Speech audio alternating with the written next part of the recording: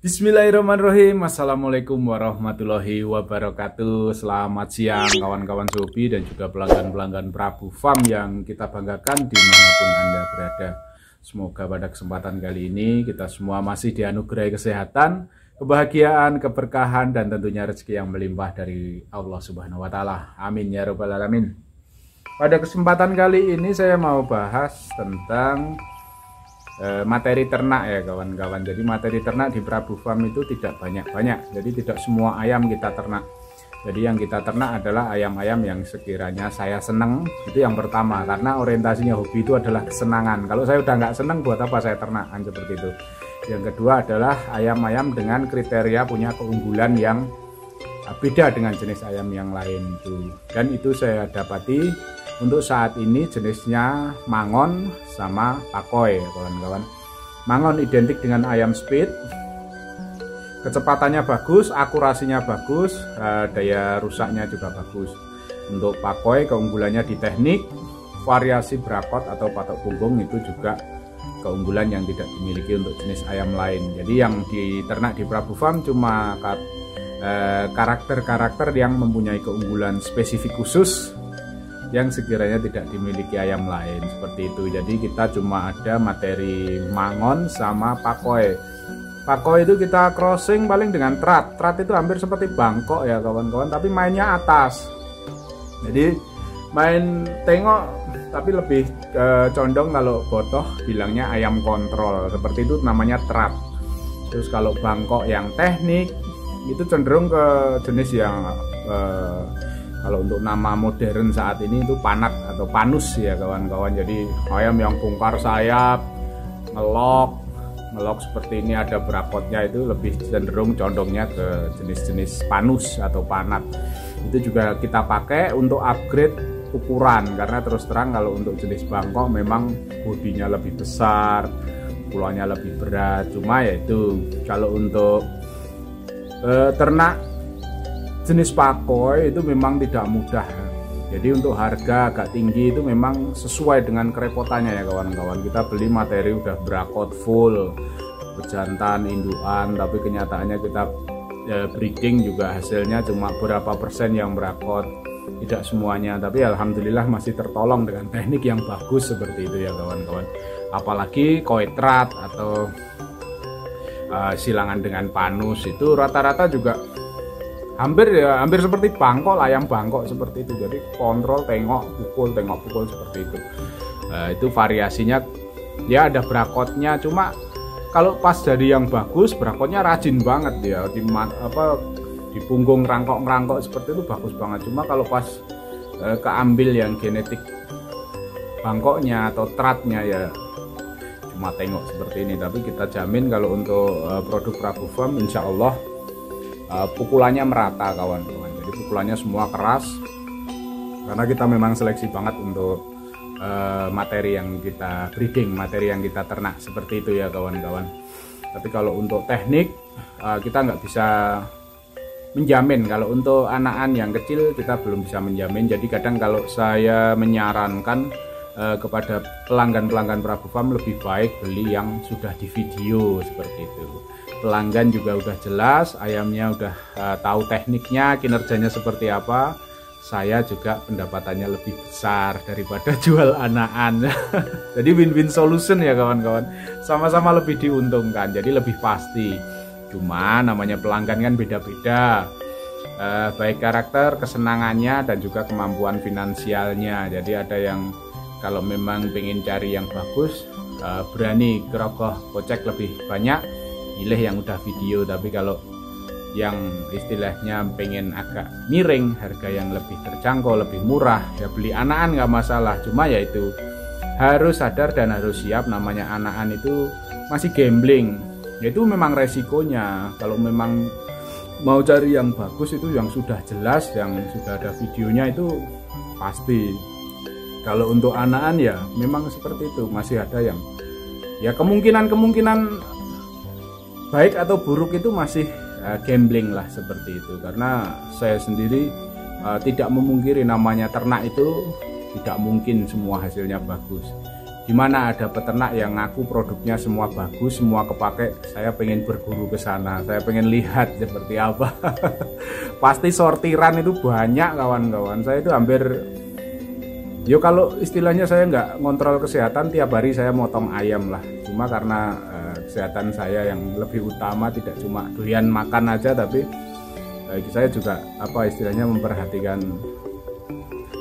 tiap hari makan, tapi kalau saya sakit kan repot. Nah itu kolesterolnya cukup tinggi ya untuk daging ayam ini, jadi kita batasi lah ya. Untuk ABK kandang ya hampir tiap hari lah kita makan daging ayam, karena kita potong paling sekaligus 10 15 seperti itu, masuk freezer. Nanti pas saya pengen masak-masak ya kita masak-masak seperti itu. Jadi tidak dipungkiri setiap peternak itu pasti banyak sortiran yang tampil yang bagus-bagus ya, karena kita memang jual produk itu kita persembahkan kepada pelanggan itu yang bagus-bagus. Buat apa kita jual yang kurang bagus, kita tampilkan yang kurang bagus ya dimasak seperti itu. Jadi kalau untuk ternak mungkin kawan-kawan bisa apa melihat di tempat saya, wah yang diposting sama Pak Prabu atau Mas Prabu ini kok ayamnya bagus-bagus semua, berarti Prabu Farm ayamnya bagus-bagus semua. Tidak seperti itu kawan-kawan. Kalau saya belak-belakan jujur apa adanya. Jadi memang ternak itu pasti ada yang istilah Jawanya apa ya, geseh, tidak sesuai dengan harapan kita, itu pasti ada. Dan tidak cuma 1-2, kadang satu tetasan ayam 7 itu bisa bagus 2 ekor, itu udah alhamdulillah banget. Tapi kalau bisa bagus banyak ya lebih alhamdulillah, seperti itu ya kawan-kawan. Jadi kalau ada peternak istilahnya menyampaikan bahwa produknya semua bagus, semua terpakai, apalagi semua istimewa, langsung aja dicek di kandangnya. Seberapa sering bakul kerombongan datang ke kandangnya nanti, atau seberapa sering yang di belakang kandang itu ada yang nggak kerawat-kerawat, itu pasti ayam yang minus-minus atau sortiran itu pasti ada. Jadi kalau untuk kembali lagi ke kita bahas apa soal materi ternak, jadi tidak usah kawan-kawan tanyakan lagi ayam apa aja mas yang ada di kandang itu. Saya terus terang bosen jawabnya ya kawan-kawan. Saya cuma ternak mangon sama pakoy, jadi itu karakter ayam yang keunggulannya jelas dan beda dengan karakter ayam yang lain lah, istilahnya seperti itu. Kalau yang lain-lain saya belum bisa lihat keunggulannya gimana, jadi saya nggak ternak seperti itu. Jadi kalau mau kawan-kawan mau cari yang samu, mau cari asil, mau cari gundul atau saigon atau Burma, silahkan cari di tempat lain. Jadi saya juga tidak istilahnya apa ya, bisnis ternak saya ini benar-benar bisnis hobi gitu loh, bisnis kesenangan. Jadi yang saya ternak ya yang saya senengi gitu aja. Saya nggak mau maruk ayam, semua ayam saya ternak nggak mau. Buat apa? Saya lebih efisiensi ayam yang saya senengi, yang saya ternak. Jadi insya Allah kalau saya seneng, saya merawatnya juga ikhlas gitu loh. Dengan rawatan yang lebih ikhlas dan lebih maksimal, insya Allah hasilnya akan lebih bagus, seperti itu kawan-kawan. Jadi kalau untuk jenis ayam-ayam yang lain, kawan-kawan mau cari monggo silahkan di peternak lain, tidak apa-apa. Jadi mungkin spesialisasinya beda-beda, terus pertimbangannya juga beda-beda, karena pemikirannya juga beda-beda. Jadi itu menjadikan keanekaragaman yang lebih spesifik ya, seperti itu. Jadi kalau di tempat saya nyari pakoy sama mangon aja, kalau yang lain itu saya nggak punya, seperti itu. Kalau untuk mangon saya untuk saat ini kita broodingnya ada dua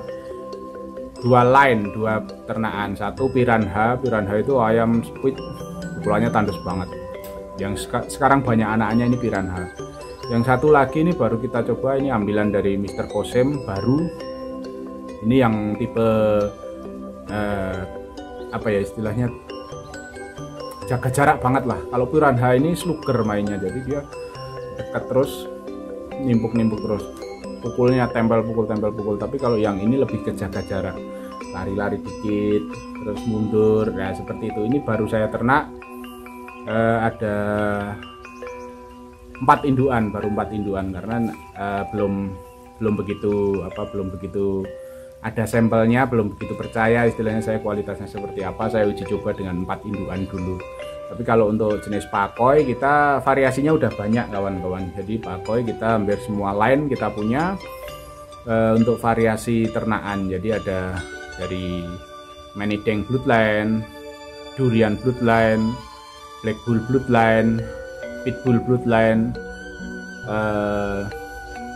apalagi ya ini yang baru masuk ke kandang kemarin dari Trah Krurun, Mr. Krurun ini saya ambil juga kemarin karena saya lihat kok rakotnya kok rajin-rajin, jadi saya seneng gitu loh. Wah, ini buat silangan, jadi saya crossing diantaranya. Saya nggak pernah main inbreed ya, dalam teori ternak saya nggak pernah inbreed. Satu saudara kita kawinkan enggak, jadi kita pasti crossing. Jadi Manideng sama Black Bull seperti itu, terus nanti crossing lagi dengan Durian Bloodline seperti itu. Jadi ada variasinya. Kita harapannya tidak cuma nyetak, misalnya Durian Bloodline tidak cuma seperti durian, tapi kalau bisa lebih bagus dari durian. Nah seperti itu. Jadi tiap ternak itu tidak cuma masalah produk kita bisa terjual, tapi kita punya harapan, punya impian bisa menciptakan, menghadirkan ayam yang istilahnya kualitasnya lebih bagus, selalu seperti itu. Jadi walaupun ayam saya ratusan mungkin ribuan,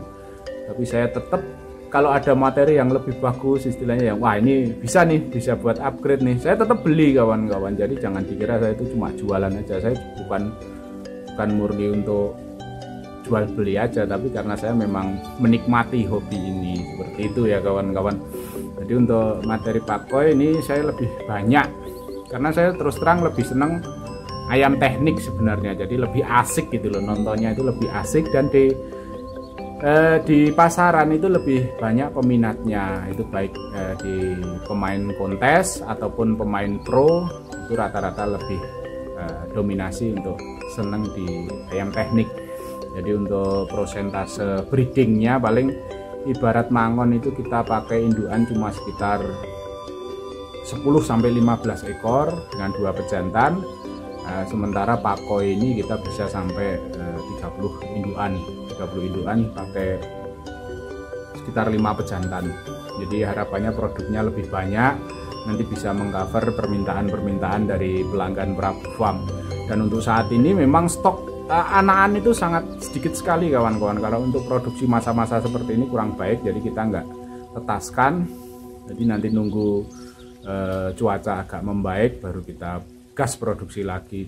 Jadi kalau untuk ternak ayam tidak bisa stabil ya kawan-kawan, istilahnya jumlah produksinya itu tidak bisa stabil, jadi fluktuatif naik turun. Jadi kadang jumlahnya banyak, kadang juga jumlahnya menurun, seperti itu kawan-kawan. Oke, terima kasih, semoga informasi ini bisa memberikan gambaran pada kawan-kawan semuanya, bisa mengenal lebih dekat tentang kandang Prabu Farm, dan bisa menginspirasi bagi yang ingin atau mau memulai usaha ternak di bidang ayam hobi ini. Salah-salah kata saya mohon maaf. Wabillahi taufiq wal hidayah. Wassalamualaikum warahmatullahi wabarakatuh.